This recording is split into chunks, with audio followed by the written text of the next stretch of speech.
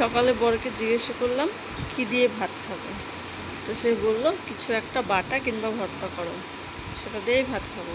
তো সেই দুঃখে চলে গেলাম ছাদে, দেখা যাক কি করা যায়।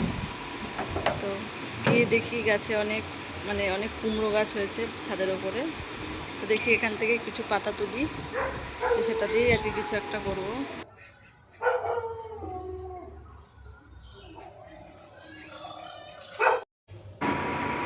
তো এই দেখো কতগুলো পাতা পেটে নিয়েছি, চলো এটা দিয়ে কিছু একটা করা যাক। নিচে যাই, কয়েক কোয়া রসুন ছুলে নিয়েছি, তারপরে পাতাগুলোকে ভালো করে ধুয়ে কেটে নিলাম।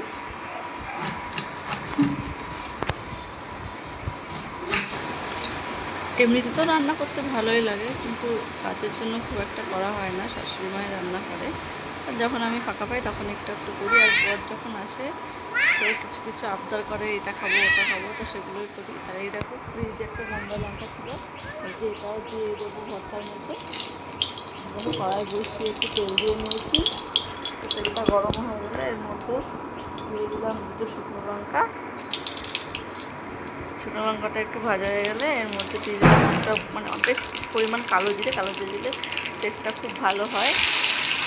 দিয়ে দিলাম রসুনগুলো, এটা একটু ভাজা হয়ে গেলে এরপরে শাকগুলো দিয়ে দেবো, লাল করে ভেজে নিলাম। তারপরে শাকগুলো দিয়ে একটু নুন দিয়ে তারপরে একটু সিদ্ধ হওয়া পর্যন্ত কড়াইতে থাক, ভাজি হোক আস্তে আস্তে।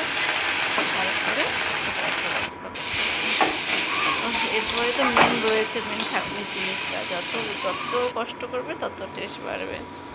তো দেখো এই হচ্ছে কষ্ট। তো বেটে নিলাম, বেটে নিয়ে কেমন হয়েছে অবশ্যই জানাবে, তোমরা বাড়িতে চেষ্টা করো।